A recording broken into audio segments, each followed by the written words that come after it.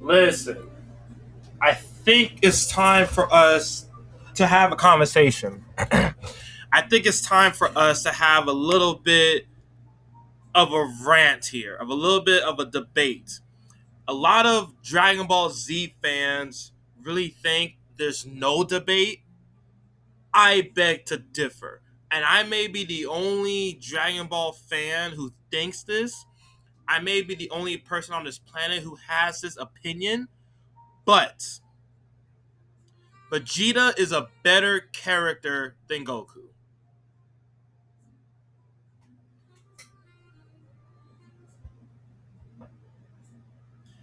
Vegeta is a better character than Goku. I can go as far and say Vegeta should have been the main character in Dragon Ball. Now the question becomes, how does this work? Don't start Dragon Ball, the whole entire series. Don't start the whole series on Dragon Ball. Take out Dragon Ball and put in Vegeta's childhood. Then started then started to go into Kakarot being on Earth and then eventually Vegeta meeting him there.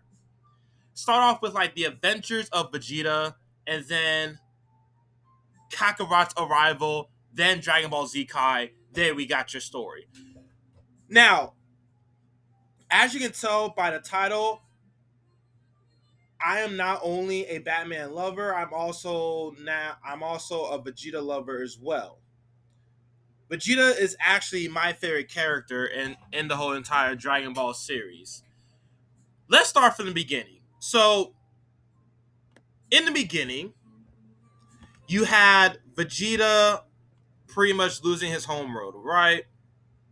And Vegeta eventually going to Earth and meeting the Z fighters, right? This version of Vegeta, which is at least top three best versions of Vegeta, if not the best version of Vegeta. Vegeta's whole motivation is basically a revenge storyline, a really prideful, vengeful, arrogant, sadistic, storyline where he eventually grows into the man that we now know him to be, as one of the Z fighters, as a warrior, etc., etc. Him overcoming his pride, all that good stuff. That in it itself is a better story to me than Kakarot slash Goku story arc in the whole entire series. I'm just being for real. My only Most of my points is gonna come from this part, but let's start from Dragon Ball Z Kai. So Vegeta arrives at Earth with Nappa, which I feel like they should have kept him alive. I think the whole show should have surrounded Raditz, Goku, Vegeta, and Nappa, all becoming very very powerful to get the revenge on Frieza. The whole show should have been pretty much about them four and eventually becoming gods. Maybe they have a contest of them becoming the gods of destructions in the future. All that good shit. I'm pretty sure if we actually sat down, have a meeting, and rewrote the whole story, I would come up with something. So you get Vegeta versus Goku. First and foremost, Vegeta was whooping Goku's ass throughout the whole entire show, or at least that whole entire Saiyan arc. Goku was nowhere. Goku may have been a better fighter than Vegeta, but Vegeta was most definitely stronger. He had more things in his arsenal to not only keep him alive, but to finish the fight 1v1.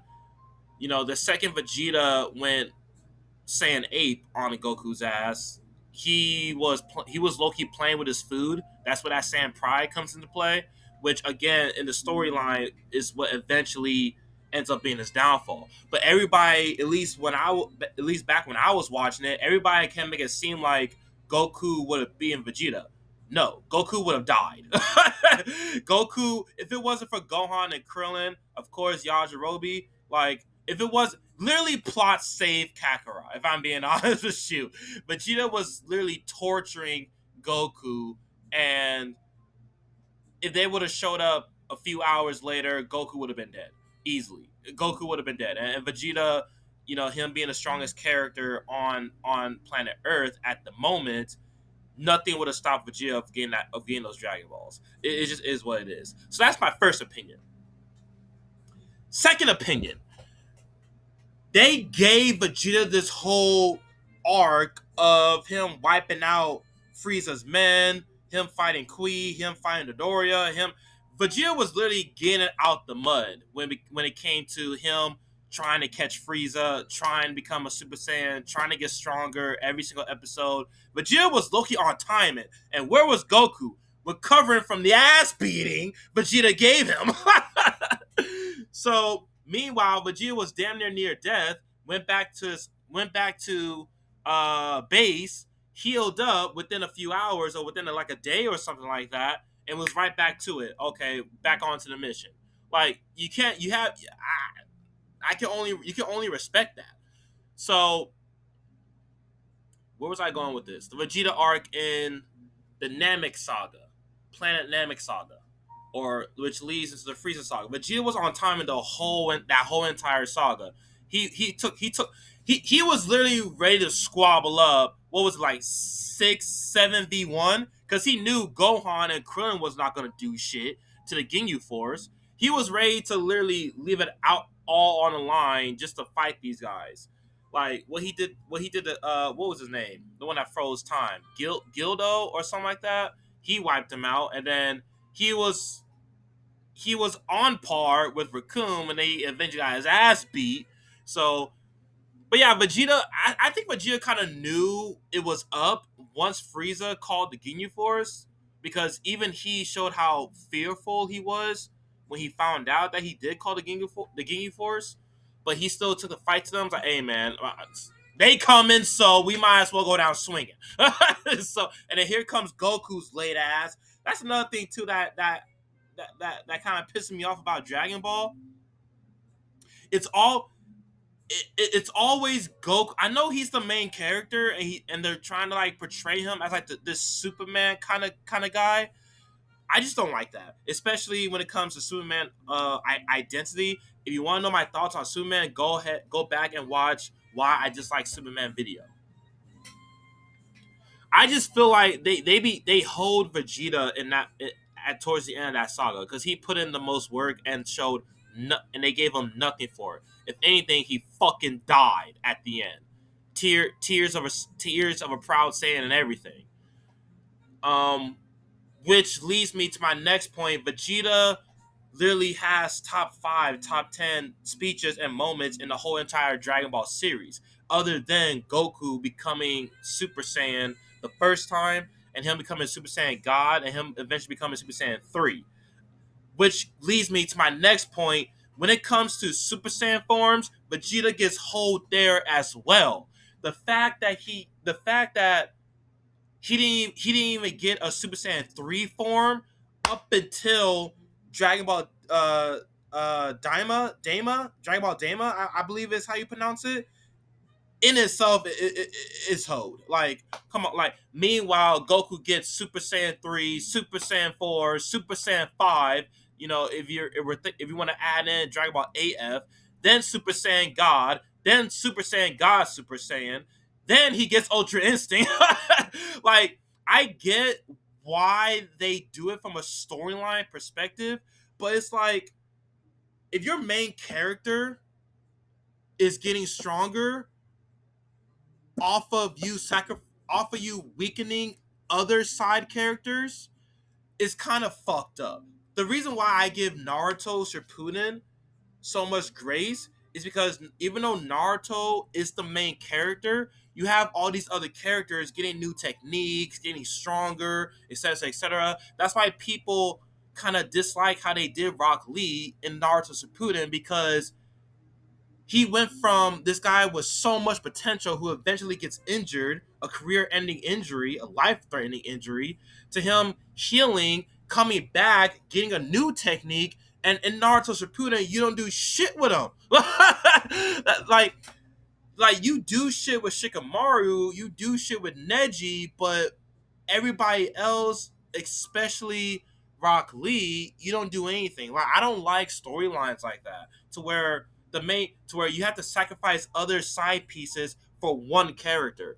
I've never liked that because it's like, what's the whole purpose of caring about these other characters if the whole show is just gonna surround this guy getting his ass beat, coming back, getting stronger, his friends get his ass beat, he gets stronger, he dies, comes back, dies again, comes like Goku has died like how many times? Like 3 or 4 times throughout the whole entire series, and he eventually comes back. Meanwhile, Vegeta dies one time. He doesn't get shit. Krillin doesn't get shit. They didn't give Gohan anything up until his beast form, which was like 5 years later, after maybe 2 to 3 years later after the Tournament of Power. Like it just doesn't make it just doesn't make any sense to me. So but yes, Vegeta is my favorite character, but I have a true reason to why he's my favorite character and why I think he should have been the main why I think he should have been the main character in the whole entire Dragon Ball series. And of course you have those posts of like, oh, boys love Goku, but men love Vegeta. Like I don't want to get into all that because that's just silly. Again, this is just my personal opinion. I haven't seen everything in Dragon Ball Z, in Dragon Ball AF, Dragon Ball Super, etc., etc. I've only followed the biggest moments. So I know about Cell. I know about the androids. Like trust me, I know. I don't know like the back of my hand, like Dragon Ball manga. I don't know really too much about that, just from what I've seen throughout the shows. I haven't watched Dragon Ball Daima or Daima or whatever the case may have you.